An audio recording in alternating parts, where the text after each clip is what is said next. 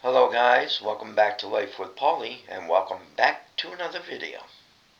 So today's video I'm going to talk about the Section 8 program. So if you are on the Section 8 program or you know someone that's on the Section 8 program and looking for questions to be answered about the 2-year time limit that they're trying to make into law, take that into mind what I just said, guys. Trying to make into law. They have not made it into law yet.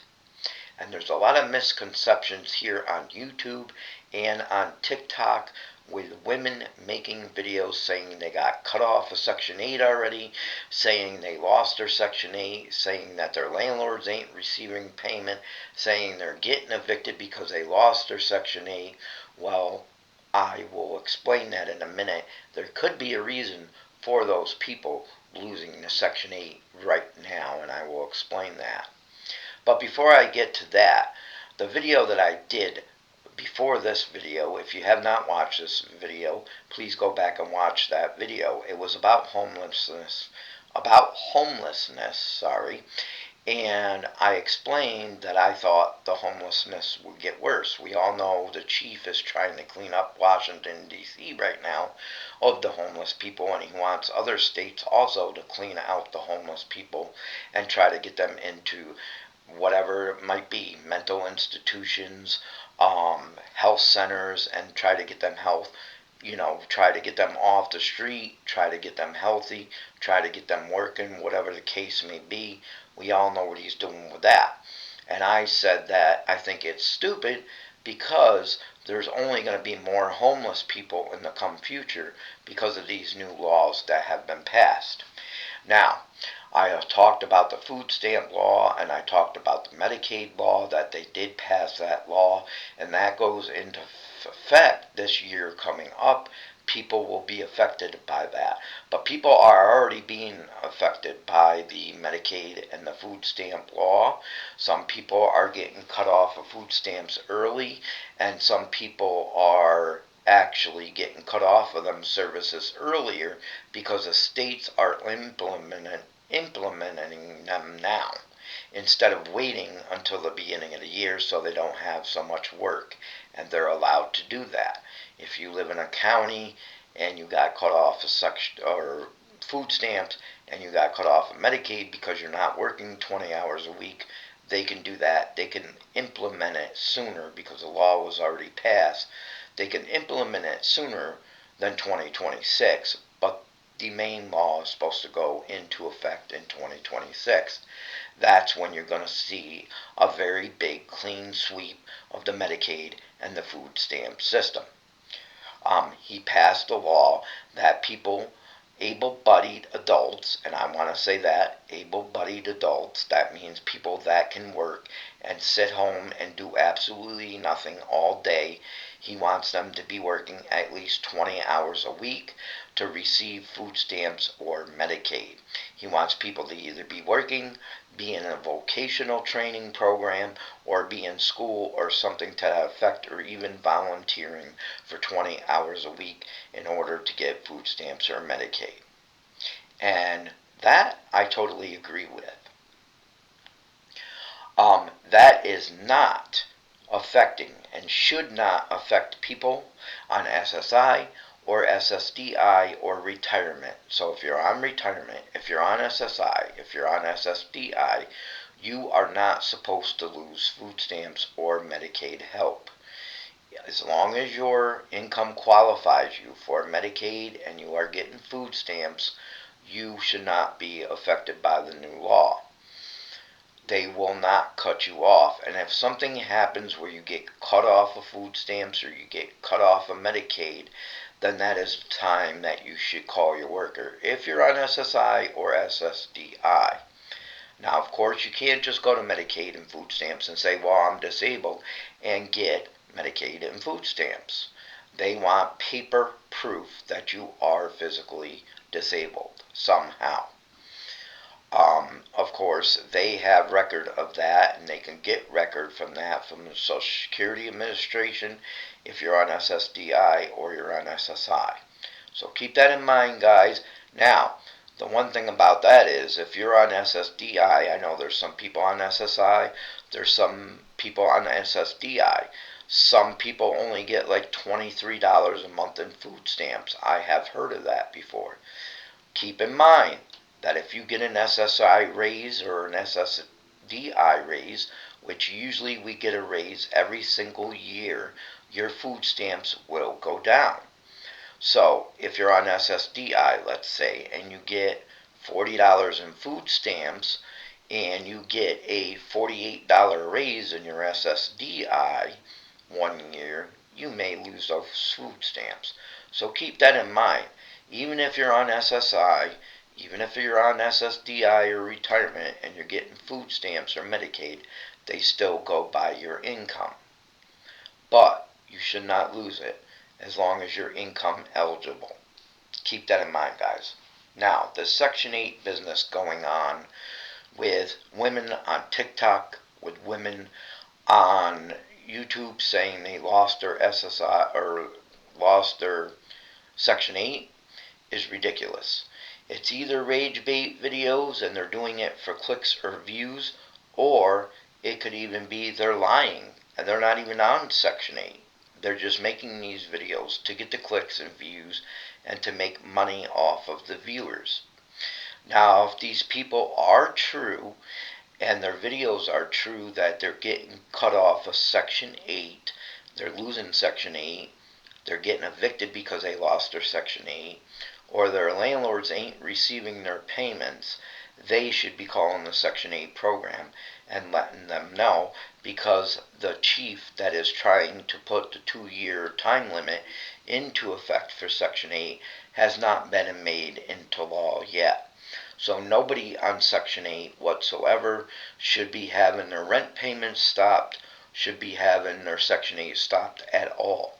That new law has not passed yet, and they don't even know if they're going to pass it at all, because they tried to pass the Section 8 2-year time limit before, and it did not work. And I will explain to you in another video why it did not work. However, I want to keep going with this, these people on TikTok and these people on YouTube making these videos. They could, if these people are true, they could be being investigated for fraud, or the Section 8 payment system messed up somehow. And these people, like I said, should be calling in the Section 8 and finding out what's going on, unless they are being investigated for fraud. If Section 8 is investigating you for fraud, they may stop your payments and you may not get nothing until their investigation is done. There's a lot of people that have been caught with fraud. I've seen like 5 different videos, and I'm sure there's more than that. I watch a lot of reaction channels on YouTube. There was this one lady that was on Section 8. She was making YouTube videos. She was on Section 8. She was on food stamps. She was on Medicaid. She got over $4,000 a month in food stamps for her and her 5 or 6 kids, okay? She got food stamps. She got Medicaid. She got Section 8. I think she said she was only paying $80-something a month in rent in Medicaid, or in Section 8 for her apartment. She was getting checks for her and her 5 children. She was getting SSI checks while she was making money on YouTube. She would flaunt it on YouTube. Not YouTube, but TikTok. I think she did make some YouTube videos too, though. But she was flaunting it. Well, I get Section 8. Why would I work? I get food stamps. I get Medicaid. I get cash assistance. My kids get SSI checks, every single one of them. I get an SSI check. Well, guess what, guys? She got caught for fraud. She made a lot of money on TikTok. She never reported that money to Section 8. She never reported that money to food stamps. She never reported that money to Medicaid. Those are the people that are losing their Section 8 right now for fraud, most of them. Okay? She got caught, and and I think she has to pay back something like $35,000 right now to food stamps. I don't know about the other stuff, but not only that, she lost her SSI check and all of her 5 kids lost their SSI check because she was out here saying I get Section 8 on YouTube, TikTok, whatever the case may be. There's people that do it on YouTube too. They come out here and flaunt it. I get my bills paid. Why do I have to work? This is one of the reasons why Mr. Chief, as I would call him, because that's who he thinks he is, he's making all these bills, and a lot of them I agree with. Okay? Especially the food stamps and Medicaid. I think if they are working, if they could work, they should be working. Okay? Period. Taxpayers and the government shouldn't have to take care of other people. Now, I don't get Section 8 myself. I live in this apartment in Albany, New York. I just moved into this apartment. I'm on SSDI. I don't get Section 8 because the Section 8 waiting list here is 5 years. And they have 2 waiting lists. And the Section 8 waiting list here in Albany, New York has been closed for 4 years now. Nobody's even been able to apply. So I don't get it. I pay $900 a month for my apartment. There is nothing included. And this is the cheapest apartment right now in Albany. Usually the apartments here go to $1,500 and $2,000. That's why I said in my last video, if they do make the new law into effect where you have a 2-year time limit on Section 8, there will be more homeless people. That's why I said it in my last video. But they did not make the law into effect yet, and they may not, because it might not work.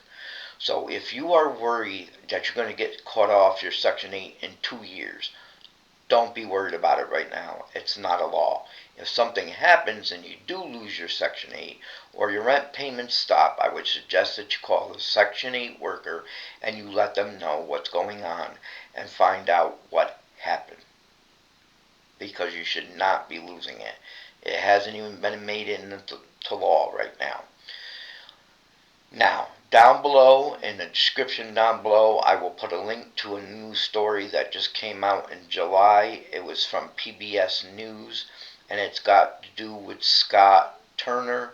Scott Turner is the new appointed secretary for the HUD program, which is Section 8.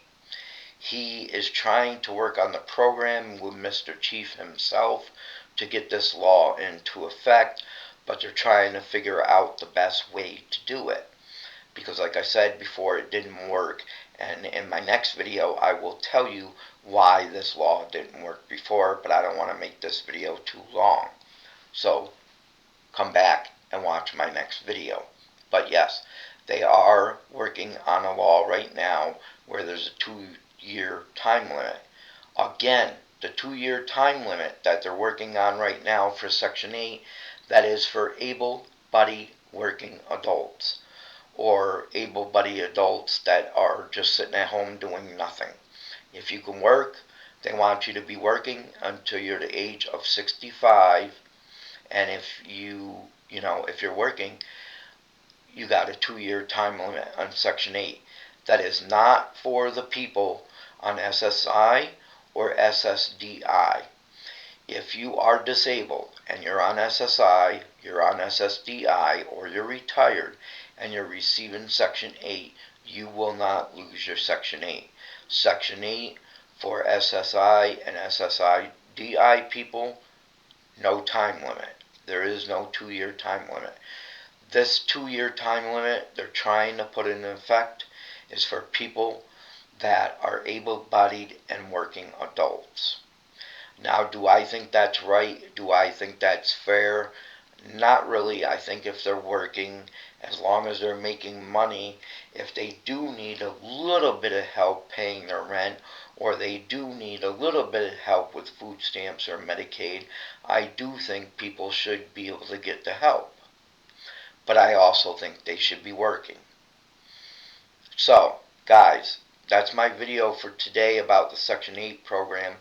And if you were sad or mad or scared that you were going to lose your Section 8 or have already lost your Section 8, if you have already lost your Section 8 or your landlord hasn't received payment, I suggest you call your Section 8 manager in your state, your city, whatever the case may be, and talk to them, because there should be nobody getting cut off of Section 8 program now, or rent payments being stopped, because the law is not in effect, and we don't even know if it's going to go into effect right now. Stay tuned for my next video on why this law was passed before and it didn't work. Come back for my next video, guys. Much love to all. Stay safe.